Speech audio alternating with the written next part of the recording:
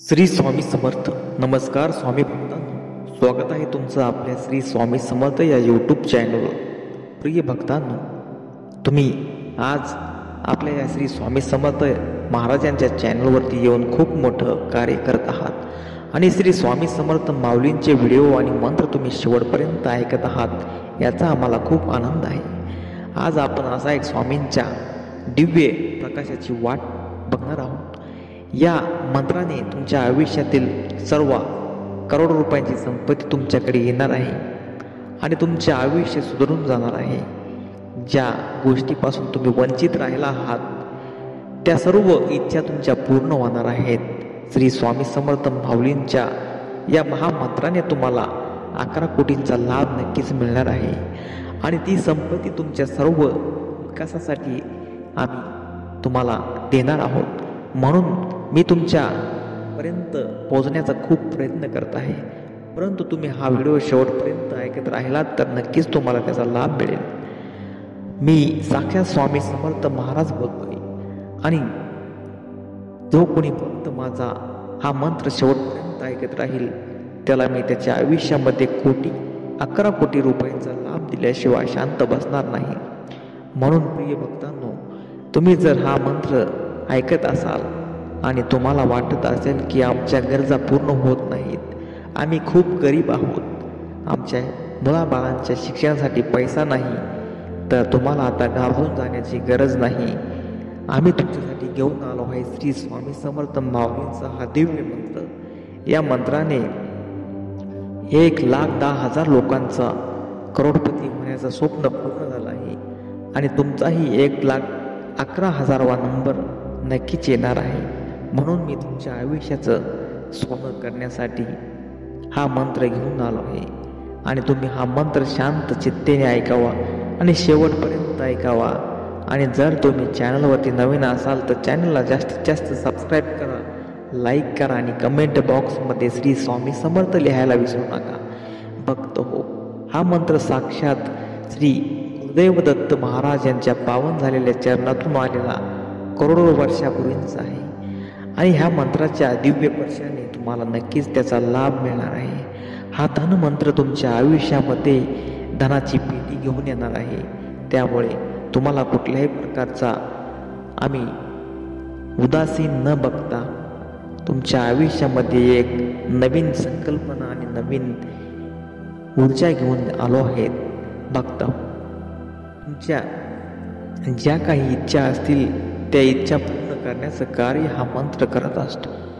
जोपर्यंत हा मंत्र तुमच्या घरामध्ये चालू करून तुम्ही सोडून देता, तुमच्या मोबाईलवरती चालू करून तुम्ही हा मंत्र सोडून देता आणि तुमच्या घरातील सर्व व्यक्तींच्या कानावरती जर हा मंत्र पडत राहिला तर नक्कीच तुमच्या घरामध्ये 11 कोटी रुपयांची संपत्ती तयार होणार आहे.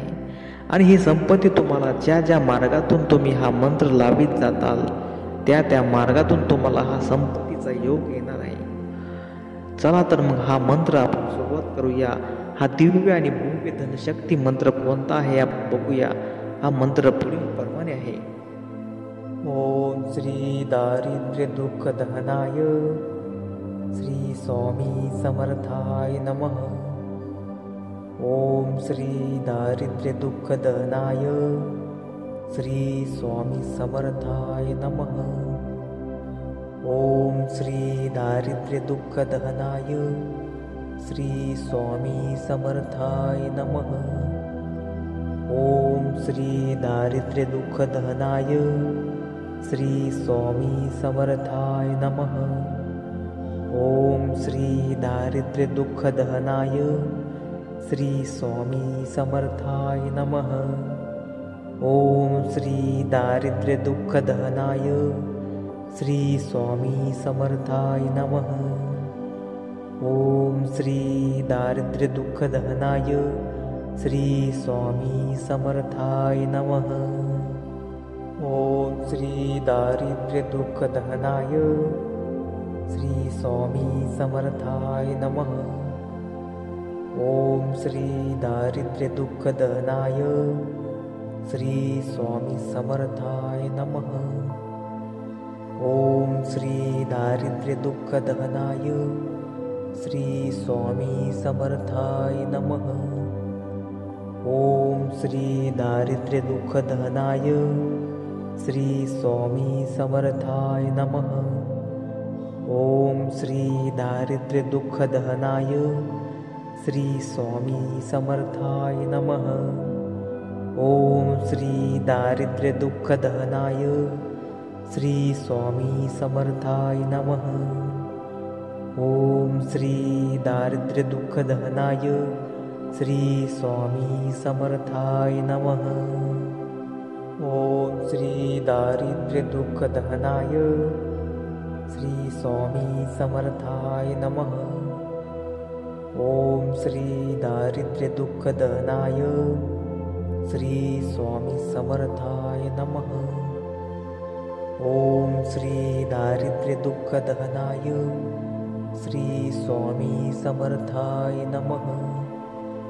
ओम श्री दारिद्र्य दुःख दहनाय श्री स्वामी समर्थाय नमः. ओम श्री दारिद्र्य दुःख दहनाय श्री स्वामी समर्थाय नमः. ओम श्री दारिद्र्य दुःख दहनाय श्री स्वामी समर्थाय नमः. ओम श्री दारिद्र्य दुःख दहनाय श्री स्वामी समर्थाय नमः.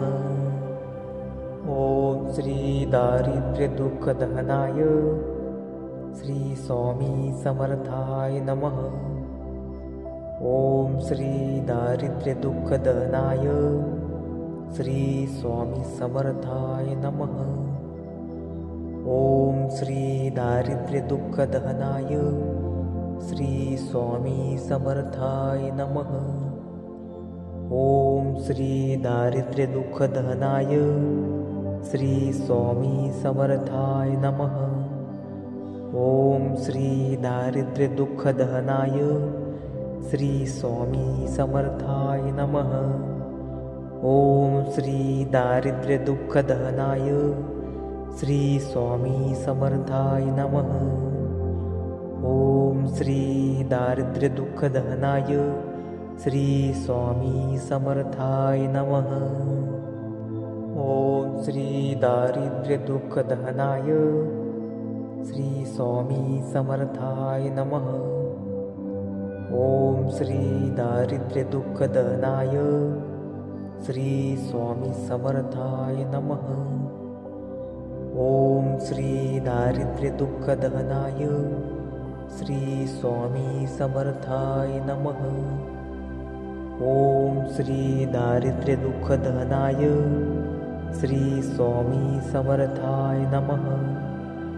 ओम श्री दारिद्र्य दुःख दहनाय श्री स्वामी समर्थाय नमः. ओम श्री दारिद्र्य दुःख दहनाय श्री स्वामी समर्थाय नमः.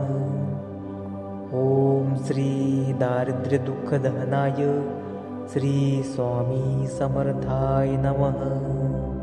ओम श्री दारिद्र्य दुःख दहनाय श्री स्वामी समर्थाय नमः. ओम श्री दारिद्र्य दुःख दहनाय श्री स्वामी समर्थाय नमः. ओम श्री दारिद्र्य दुःख दहनाय श्री स्वामी समर्थाय नमः. ओम श्री दारिद्र्य दुःख दहनाय श्री स्वामी समर्थाय नमः. ओम श्री दारिद्र्य दुःख दहनाय श्री स्वामी समर्थाय नमः. ओम श्री दारिद्र्य दुःख दहनाय श्री स्वामी समर्थाय नमः. ओम श्री दारिद्र्य दुःख दहनाय श्री स्वामी समर्थाय नमः. ओम श्री दारिद्र्य दुःख दहनाय श्री स्वामी समर्थाय नमः. ओम श्री दारिद्र्य दुःख दहनाय श्री स्वामी समर्थाय नमः. ओम श्री दारिद्र्य दुःख दहनाय श्री स्वामी समर्थाय नमः. ओम श्री दारिद्र्य दुःख दहनाय श्री स्वामी समर्थाय नमः। ओम श्री दारिद्र्य दुःख दहनाय श्री स्वामी समर्थाय नमः। ओम श्री दारिद्र्य दुःख दहनाय श्री स्वामी समर्थाय नमः। ओम श्री दारिद्र्य दुःख दहनाय श्री स्वामी समर्थाय नमः। ओम श्री दारिद्र्य दुःख दहनाय श्री स्वामी समर्थाय नमः। ओम श्री दारिद्र्य दुःख दहनाय श्री स्वामी समर्थाय नमः। ओम श्री दारिद्र्य दुःख दहनाय श्री स्वामी समर्थाय नमः। ओम श्री दारिद्र्य दुःख दहनाय श्री स्वामी समर्थाय नमः। ओम श्री दारिद्र्य दुःख दहनाय श्री स्वामी समर्थाय नमः। ओम श्री दारिद्र्य दुःख दहनाय श्री स्वामी समर्थाय नमः। ओम श्री दारिद्र्य दुःख दहनाय श्री स्वामी समर्थाय नमः। ओम श्री दारिद्र्य दुःख दहनाय श्री स्वामी समर्थाय नमः। ओम श्री दारिद्र्य दुःख दहनाय श्री स्वामी समर्थाय नमः। ओम श्री दारिद्र्य दुःख दहनाय श्री स्वामी समर्थाय नमः। ओम श्री दारिद्र्य दुःख दहनाय श्री स्वामी समर्थाय नमः। ओम श्री दारिद्र्य दुःख दहनाय श्री स्वामी समर्थाय नमः। ओम श्री दारिद्र्य दुःख दहनाय श्री स्वामी समर्थाय नमः। ओम श्री दारिद्र्य दुःख दहनाय श्री स्वामी समर्थाय नमः। ओम श्री दारिद्र्य दुःख दहनाय श्री स्वामी समर्थाय नमः। ओम श्री दारिद्र्य दुःख दहनाय श्री स्वामी समर्थाय नमः। ओम श्री दारिद्र्य दुःख दहनाय श्री स्वामी समर्थाय नमः। ओम श्री दारिद्र्य दुःख दहनाय श्री स्वामी समर्थाय नमः। ओम श्री दारिद्र्य दुःख दहनाय श्री स्वामी समर्थाय नमः। ओम श्री दारिद्र्य दुःख दहनाय श्री स्वामी समर्थाय नमः। ओम श्री दारिद्र्य दुःख दहनाय श्री स्वामी समर्थाय नमः। ओम श्री दारिद्र्य दुःख दहनाय श्री स्वामी समर्थाय नमः। ओम श्री दारिद्र्य दुःख दहनाय श्री स्वामी समर्थाय नमः। ओम श्री दारिद्र्य दुःख दहनाय श्री स्वामी समर्थाय नमः। ओम श्री दारिद्र्य दुःख दहनाय श्री स्वामी समर्थाय नमः। ओम श्री दारिद्र्य दुःख दहनाय श्री स्वामी समर्थाय नमः। ओम श्री दारिद्र्य दुःख दहनाय श्री स्वामी समर्थाय नमः। ओम श्री दारिद्र्य दुःख दहनाय श्री स्वामी समर्थाय नमः। ओम श्री दारिद्र्य दुःख दहनाय श्री स्वामी समर्थाय नमः।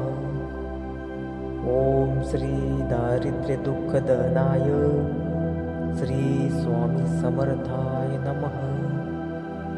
ओम श्री दारिद्र्य दुःख दहनाय श्री स्वामी समर्थाय नमः।